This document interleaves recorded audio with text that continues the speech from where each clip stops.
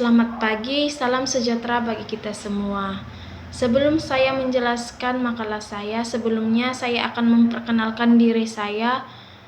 Perkenalkan, nama saya Florentina Bulolo, jurusan akuntansi, seorang mahasiswa STI Galileo Batam.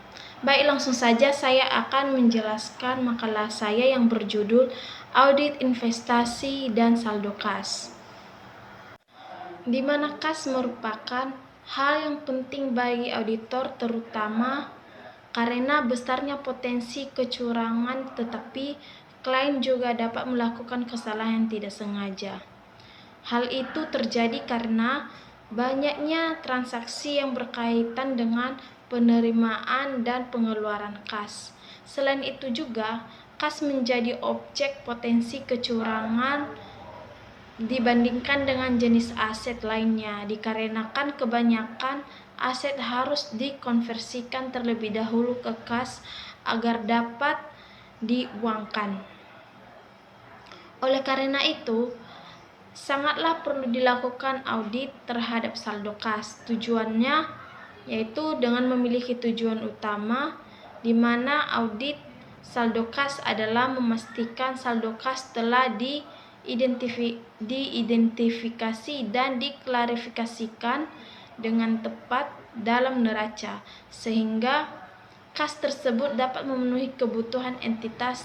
Dengan audit kas, dengan audit atas saldo kas, maka akan memudahkan perusahaan juga dalam mengembangkan anggaran kas.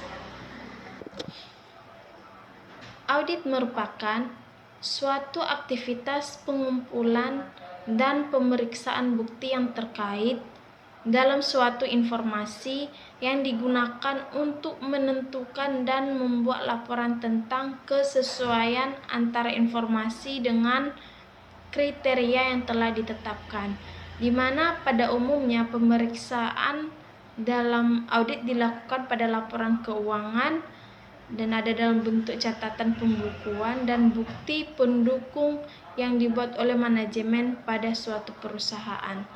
Tujuan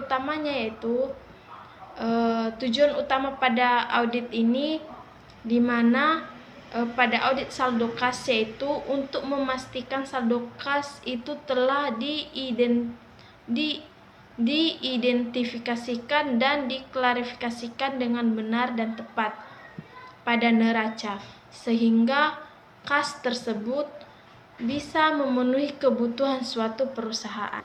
Kemudian adapun rumusan kajian ini, yaitu yang pertama, bagaimana proses audit terhadap investasi dan saldo kas yang dilakukan, di mana memiliki tujuan utama audit saldo kas, yaitu untuk memastikan saldo kas telah diidentifikasi dan diklarifikasikan dengan tepat dan neraca, sehingga kas tersebut dapat memenuhi kebutuhan yang entitas.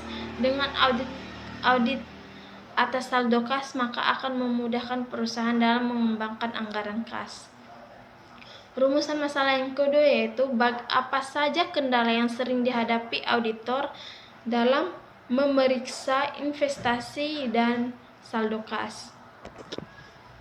Dalam pengujian, harga persediaan auditor kerap menemui permasalahan terkait pengujian diantaranya, di mana yang pertama, metode yang digunakan harus sesuai dengan standar akuntansi. Kedua, konsisten metode yang digunakan harus diterapkan dari tahun ke tahun. Ketiga, biaya persediaan dibanding nilai persediaan harus dipertimbangkan. Rumusan permasalahan yang ketiga yaitu bagaimana penerapan standar audit dalam memastikan keakuratan investasi dan saldo kas, di mana bahwa subjek pada penelitian ini yaitu di mana pada PTX yang merupakan salah satu klien dari KAP, ABC, dan rekan, di mana PTS ini merupakan perusahaan yang bergerak dalam bidang manufaktur yang memproduksi dan mendistribusikan pupuk, pestisida, dan produk pertanian lainnya. Selain latar belakang yang dijabarkan juga, Selain itu juga bagian C manfaat makalah saya ini yaitu pertama memberikan pemahaman terhadap pentingnya audit pada investasi dan saldo kas. Kedua, menjadi acuan bagi mahasiswa atau praktisi dalam memahami proses audit. Ketiga, membantu perusahaan meningkatkan pengendalian internal atas investasi dan saldo kas. Kemudian sejarah objek, di mana objek penelitian ini adalah PT SCH, di mana bahwa sebuah perusahaan manufaktur yang berdiri pada tahun 2000, di mana perusahaan ini awalnya hanya bergerak di bidang produksi makanan olahan untuk pasar lokal. Seiring perkembangannya waktu, PT SCS ini memperluas usahanya ke pasar internasional dengan menambah produk berupa minuman kemasan. Perusahaan ini memiliki reputasi yang baik dalam hal inovasi produk dan manajemen keuangan, di mana salah satu strategi keuangan yang dijalankan adalah diversifikasi investasi untuk meningkatkan pendapatan non-operasional. Adapun struktur organisasi dan deskripsi jabatannya, yaitu di mana struktur organisasi PT SCS ini bersifat hierarkis dengan pembagian fungsi yang jelas. Divisi keuangannya memiliki peran penting dalam pengolahan dana perusahaan, termasuk investasi dan saldo kas. Jabatan-jabatan utama dalam divisi ini yaitu yang pertama Chief Financial Officer, di mana bertanggung jawab atas seluruh perusahaan keuangan strategis termasuk pengelolaan investasi dan kebijakan kas. Kemudian manajer keuangan. Manajer keuangan ini mengawasi pelaksanaan operasional keuangan seperti pencatatan transaksi, rekonsiliasi bank, dan pelaporan keuangan. Ketiga, staf akuntansi dan keuangan. Staf akuntansi dan keuangan ini menjelaskan di mana mereka menangani pencatatan transaksi harian, penyusunan laporan, dan pengelolaan kas kecil. PT SCS ini memproduksi barang konsumsi seperti makanan, olahan, dan minuman kemasan yang distribusikan ke pasar domestik dan internasional. Selain aktivitas operasional, perusahaan ini juga memiliki portofolio investasi yang terdiri dari saham, obligasi, dan reksadana. Investasi ini bertujuan untuk mengoptimalkan dana yang tidak digunakan dalam operasional. Kemudian kesamaan ruang lingkup dengan topik pembahasan. Topik pembahasan audit investasi dan saldo kas ini relevan dengan PT SCZ, di mana karena perusahaan ini mengelola portofolio investasi yang signifikan dan memiliki saldo kas besar untuk mendukung aktivitas operasional. Keduanya membutuhkan pengawasan ketat untuk menghindari risiko penyalahgunaan atau salah saji dalam laporan keuangan. Kajian teori audit investasi. Menurut Standar Profesional Akuntansi Publik atau SPAP, di mana audit investasi meliputi pengujian atas keberadaan, valuasi, dan pengungkapan investasi dalam laporan keuangan. Auditor harus memeriksa dokumen pendukung seperti sertifikat saham, laporan portofolio, dan penilaian nilai wajar. Audit investasi ini merupakan salah satu aspek penting dalam pemeriksaan laporan keuangan investasi yang dilakukan oleh perusahaan, bisa berupa saham, obligasi, reksadana, atau perusahaan keuangan lainnya yang dapat mempengaruhi posisi keuangan dan hasil operasi perusahaan, dengan pertujuan agar audit investasi ini dapat memastikan bahwa investasi yang tercatat dalam laporan keuangan telah dicatat dengan benar, diukur sesuai dengan standar akuntansi yang berlaku, dan diungkapkan dengan tepat dalam laporan keuangan. Pengukuran dan penilaian.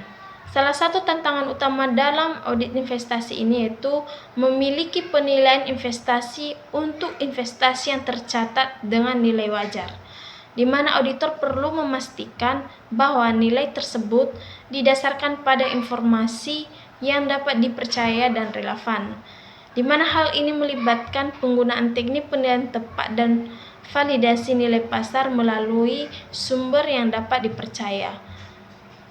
Kemudian kedua, konfirmasi pihak ketiga. Prosedur audit investasi seringkali melibatkan konfirmasi pihak ketiga untuk memverifikasi kepemilikan dan nilai investasi. Misalnya, jika suatu perusahaan memiliki saham di perusahaan lain, tentu auditor akan menginformasi kepemilikan saham tersebut dengan pihak yang menerbitkan saham atau melalui sumber yang dapat dipercaya. Bagian C, pengungkapan. Pengungkapan investasi dalam laporan keuangan ini harus dilakukan dengan jelas